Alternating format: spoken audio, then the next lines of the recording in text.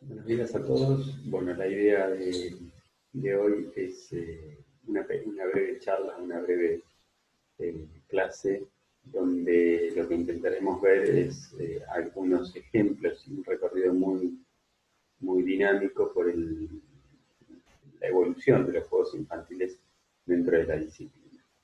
Vamos a tratar de compartir pantalla para comenzar ya.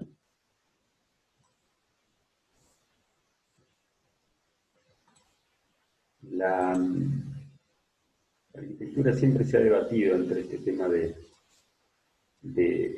o siempre o más cercanamente ha empezado el debate sobre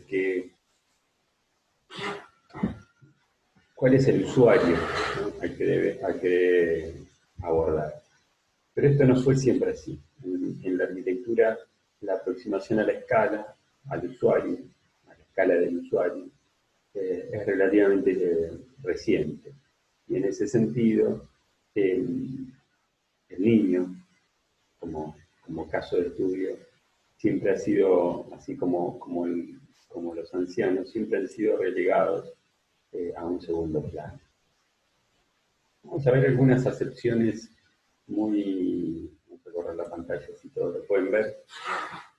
Una acepción que me pareció interesante de este autor holandés, Johan Huizinga, en su libro Homo Ludens de 1938, donde dice que el juego es una acción u ocupación libre que se desarrolla dentro de unos límites temporales y espaciales determinados, según reglas absolutamente obligatorias, aunque libremente aceptadas. Acción que tiene su fin en sí misma y va acompañada de un sentimiento de tensión y alegría y de la conciencia de ser de otro modo que en la vida corriente. Esto que se va perdiendo a medida de la adultez, me parece interesante si lo analizamos esta frase puntualmente, párrafo por párrafo, para entender cuáles son las reglas que rigen al juego en los niños. Este ejercicio que estamos iniciando, o que iniciamos, no es ni más ni menos que el preludio o la introducción para el trabajo práctico principal del cuatrimestre, que será el proyecto de un jardín maternal en el campus de Paligüe, y que sin duda nos introduce a pensar los espacios para un usuario, como les decía, distinto, diferente en su escala, diferente en la relación con el espacio que la rodea y diferente en su motricidad y en sus capacidades motrices. Como vemos en esta imagen, y como decía recién esta frase, el juego se da igual, ¿no?, más allá del soporte que le demos. Fíjense, cuando hacemos un breve desarrollo histórico de cómo es la evolución de los juegos infantiles, del equipamiento, estamos hablando de juegos infantiles, fíjense estos niños en Italia, en Nápoles, del principio del siglo XX, jugando, quizás ellos están jugando, el niño al que llevan no creo que esté disfrutando mucho, pero jugando sin ningún equipamiento, digamos, simplemente con sus cuerpos. Lo mismo ocurre con estos chicos en el Bronx, al principio del siglo XX, donde usan su cuerpo como equipamiento, ¿no?, para poder desarrollar el juego. O más cerca, cuando la tragedia arrasa con una sociedad, como lo que creo que está pasando en este momento con la pandemia. Esto es Sarajevo, esto es la guerra de los Balcanes, en 1996. Fíjense cómo este chico no deja de jugar a pesar de la tragedia, no deja de pensar en ser otra persona, como decía la frase, en ser otro, en esta cosa de supuestos. Y usa un tanque de guerra, que es una máquina de matar, para casualmente jugar. O en la terraza de una obra de Le Corbusier, de la unidad de habitación de Marsella, como a partir de la dirección de un adulto, estos chicos juegan de manera asociativa. Y acá aparece la otra cosa que tiene que ver con el ocio creativo, ¿no? Esta cosa de empezar a entender, cuando la sociedad empieza a entender que no solamente se aprende en el momento de aprender o con reglas del aprender tradicional, sino que se aprende de otra manera, se aprende en el ocio. El ocio puede ser un momento donde la creatividad surge. Los primeros parques infantiles se remiten quizás mucho más antes que esta foto, a mediados del siglo XIX, donde realmente no había equipamiento, pero quizás a principios del siglo XX, que es cuando empiezan a aparecer los primeros equipamientos, tienen que ver con lo motriz y lo físico. Y sin duda lo primero que seguramente se les cruza a la mente a ustedes, esto es una locura, para chicos es un peligro. Bueno, un poco los parques infantiles o los juegos infantiles fueron desarrollando este camino, en principio desde lo motriz, pero de una manera muy peligrosa, sin ningún trabajo interdisciplinario, sin ningún asesoramiento externo, hay simplemente la visión de la diversión, hasta acercarnos ya, entrados el siglo XX, y sobre todo en la posguerra, después de la Segunda Guerra Mundial, donde ya la escala y el tipo de juegos empezaron a ser un poco más estudiados, no solamente por pedagogos, sino por psicólogos. Empieza a aparecer lo que Piaget estudia sobre los distintos tipos de juegos, las distintas etapas del niño en su formación motriz, madurativa, tanto motriz como neurológica, y a partir de eso empieza a replicarse en juegos específicos en los parques infantiles, hasta llegar a los juegos que quizás más conocemos nosotros. Son estos juegos donde quizás el más básico es una hamaca o un tobogán, pero quizás otros juegos con algunas especulaciones un poquito más sofisticadas para el desarrollo motriz, psicomotriz del. Este recorrido muy rápido incluye un nuevo capítulo mucho más cercano a nosotros, que tiene que ver con la accesibilidad, ¿no? Cómo el juego también puede incorporar aquellos que tienen algún problema sensorial o motriz, para poder ser aún más intuitivo.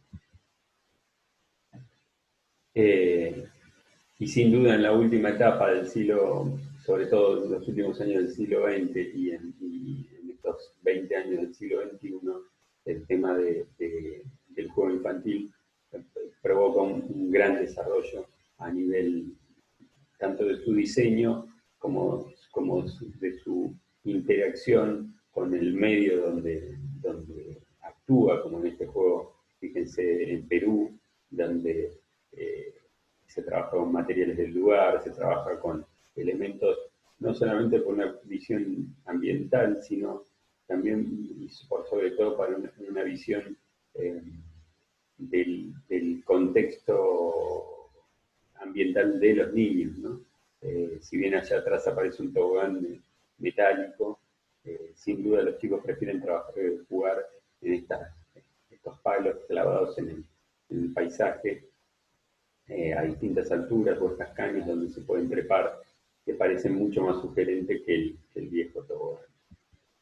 Pero sin duda lo motriz y lo exploratorio, que el juego empiece a ser un soporte para la libertad, tanto física como mental del niño, empieza a ser el camino donde empiezan a recorrer todos los juegos. Digo, ya los juegos no solamente, no es que simplemente me permiten columpiarme o tirarme por un tobogán, sino que son una plataforma, un soporte para que el niño sea creativo en su propio juego. Y manteniendo siempre, bueno, en este caso con un recorrido, pero manteniendo siempre la seguridad, ¿no? La seguridad por sobre todo. Algunos juegos que utilizan elementos ya existentes, quizás estos son juegos como para gente, chicos más grandes, en este caso se ven adolescentes, pero son juegos donde, digamos, tiene otros márgenes, otros niveles de seguridad, pero sin duda lo que en todos prevalece, en este punto prevalece o convive, es un ámbito creativo para que el propio usuario pueda desarrollar las actividades como a ellos mejor les parezca. Inclusive que pueda haber algún tipo de intercambio o interacción con sus amigos y sus compañeros de juego, ¿no? Fíjense, este juego muy interesante en Tailandia, donde puede ser un lugar para estar, pero también puede ser un lugar para trepar, ¿no? Puede ser un lugar para recorrer, digamos, esa ambigüedad o esa capacidad de interacción con el usuario que no permitiría cualquier otro juego, ¿no? Bueno, esto también donde hay un elemento común en todos estos juegos que empiezan a ser que son elementos espaciales, y como todo elemento espacial requiere de una solución estructural, ¿no? La seguridad no solamente es para el usuario en su uso, sino también para el soporte, digamos, que esto no se caiga, que esto sea estable, que esto tenga la rigidez suficiente para soportar el juego del mismo. Y empieza también a jugar el tema del material en este sentido. Pero sin duda el niño, esto es un tendedero, fíjense que no es muy sofisticado, pero el niño tiene una búsqueda intuitiva, como dice el título de esta placa, un espacio de juego propio, ¿no? Donde, bueno, la creatividad no tiene límites y a veces nos sorprende a nosotros mismos.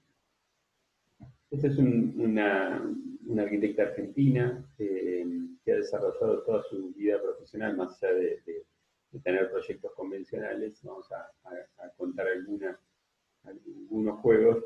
Es Leticia Pacheta, es una arquitecta que tiene un emprendimiento relativo al desarrollo de espacios lúdicos, que se llama Paisajes Lúdicos. Ustedes van a tener en la ficha el link.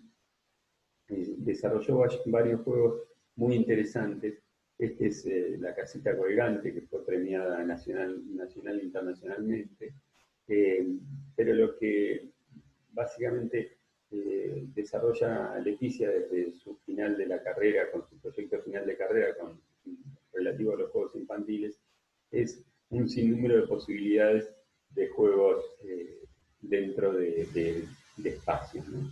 En este caso vamos a ver el complejo cultural del Viejo Mercado, Rafaela, obra del arquitecto Gerardo Caballero, y una intervención de Leticia sobre unos paisajes lúdicos que parece interesante porque nos marcan como un camino por donde podría ir nuestro esquicio que vamos a desarrollar. Y tiene que ver con esto. Fíjense, es un espacio que tiene unas ciertas proporciones, en este caso una longitud más ancha más larga, bastante más larga que el ancho, y en esto establece ciertas estaciones o ciertos lugares con distintas actividades y distintas propuestas de juegos, ¿no? Desde algunos lugares de estancias con juegos para pintar y para dibujar, hasta situaciones más de relax o situaciones más de juego de movimiento, ¿no? Que se pueden ver acá en planta y en corte. Parece ser una oferta bastante interesante, bastante sugerente para trabajar. Y también lo que me parecía interesante quizás demostrar de esto es el sistema de representación y cómo después eso se puede construir, como para que ustedes también imaginen cómo desarrollar este ejercicio. Que hacen en las maquetas, con los distintos lugares con distintas texturas, tanto de pisos como en las paredes, elementos colgantes, con distintas densidades, distintas, insisto, texturas y distintos sistemas de soporte, digamos, elementos apoyados, elementos tensionados con cables, distintas situaciones que permiten telas colgadas, elementos de madera que generan espacios interiores que cuelgan telas que los chicos pueden usar para jugar, ¿no? Las casitas colgantes también siendo parte de este espacio que nos permite entender que el espacio del juego debe ser un espacio por sobre todo que permita al usuario, en este caso al niño, poder proyectar toda su creatividad en el propio espacio. Yendo específicamente a la ficha del trabajo que vamos a iniciar hoy, tiene que ver con esto, ¿no? Con entender de que cómo nos podemos aproximar a la escala. Una de las posibilidades de aproximación a la escala, como dice el marco teórico, muchas veces creemos que proyectamos para hombres ideales, ¿no? Acá hubo una discusión también con los docentes en entender que la ficha dice que el modulador así lo planteaba, algunos docentes decían que no, después lo pueden discutir inclusive en clase. Pero las preguntas que nos tendríamos que hacer son estas. ¿Qué significa pensar un espacio para un niño? ¿Cómo debemos pensar para un niño que apenas camina? ¿Cuáles son los desafíos de esa edad? Entonces vamos a tener que investigar un poquito, tampoco hay que estudiar psicología, ni mucho menos, sino simplemente hacer algunas investigaciones muy superficiales para entender de que cómo será este juego para un niño pequeño, ¿no? No es un niño de secundaria o de primaria, no es un adolescente. Y nos haremos estas preguntas que dicen acá. El mundo de los niños es creativo, fresco, desprejuiciado, desinhibido, y pocas veces nos animamos como adultos a adentrarnos. Nuestra percepción del mismo es desde los ojos del adulto. Nosotros tenemos una visión sobre esto que tiene que ver con nuestra visión como adultos. ¿Cómo será para ellos? Entonces, ya tendremos que observar a los niños, ver cómo juegan, qué hacen. El objetivo es experimentar a través de un espacio lúdico nuevas reglas de manipulación del espacio. Debemos trabajar con la materialidad como hace la propuesta, como les decía recién, acá la estática y las leyes fundamentales de la misma empiezan a tomar un valor preponderante. Digo, yo puedo elucubrar cualquier espacio lúdico, pero si no se soporta por sí mismo, es prácticamente una utopía, con lo cual, fíjense en el proyecto de Leticia Pacheta, que se veía que sí, esas maquetas eran como la primera apuesta de las ideas dentro del mundo de la estática también. Entonces, en ese sentido, metodológicamente trabajaremos en un campo hipotético de 25 metros de lado, en una zona donde tendrá algunos árboles que podrán disponer en principio de manera como a ustedes les parezca. Pensemos que esto va a ir después en el campus de Parigüe. Y deberíamos trabajar con dos materiales a elección. Estos materiales sería bueno también que jueguen con esto de la tensión y la compresión, ¿no? La estática, el cable, ¿no? o lo tensado, o la tela, y lo apoyado, ¿no? Podría ser esos los materiales a elección. Y trabajaremos fuertemente en maqueta. Dadas las condiciones de confinamiento que estamos viviendo, deberemos ser bastante creativos para encontrar los materiales dentro de nuestra casa. En ese sentido, hilos, sogas, alambres, maderas, cartones de caja corrugada. Tendremos que buscarnos la manera de pensar estos materiales sin necesidad de salir de casa a comprar. Y otra cosa que se plantea es mirar videos y hacer lecturas de temas específicos. Hay algunos videos.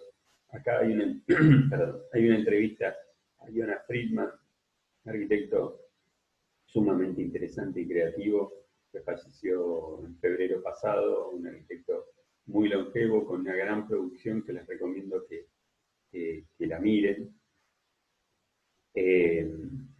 Y bueno, en principio la idea es presentar, acercarnos al 14, a la primera clase, al día que están viendo esto, ya con quizás la ficha mirada y algunas ideas abordadas.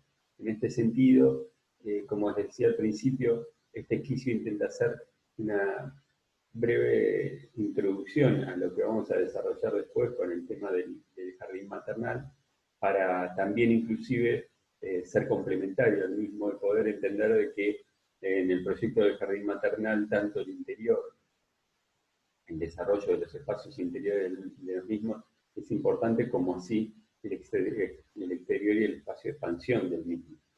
Y en ese sentido, este juego, o este espacio lúdico, para no hablar de juego, este espacio lúdico para chicos será un complemento fundamental para sus proyectos futuros.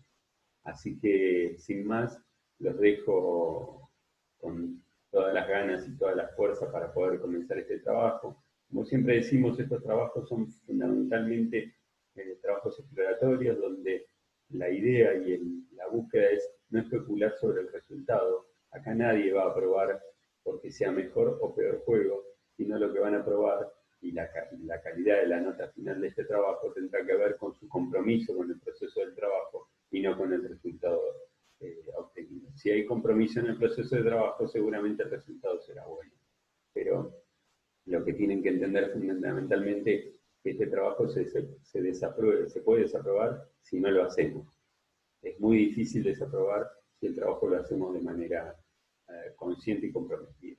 Así que les deseo toda la suerte y comiencen este trabajo con muchas ganas. A pesar de la distancia, intentaremos desarrollar un proceso de virtualidad lo más parecido a lo análogo, a lo físico, para poder interactuar y poder no perder el ámbito de taller que tanto nos sirve a nosotros como docentes. Bueno, muchísimas gracias y nos vemos la próxima.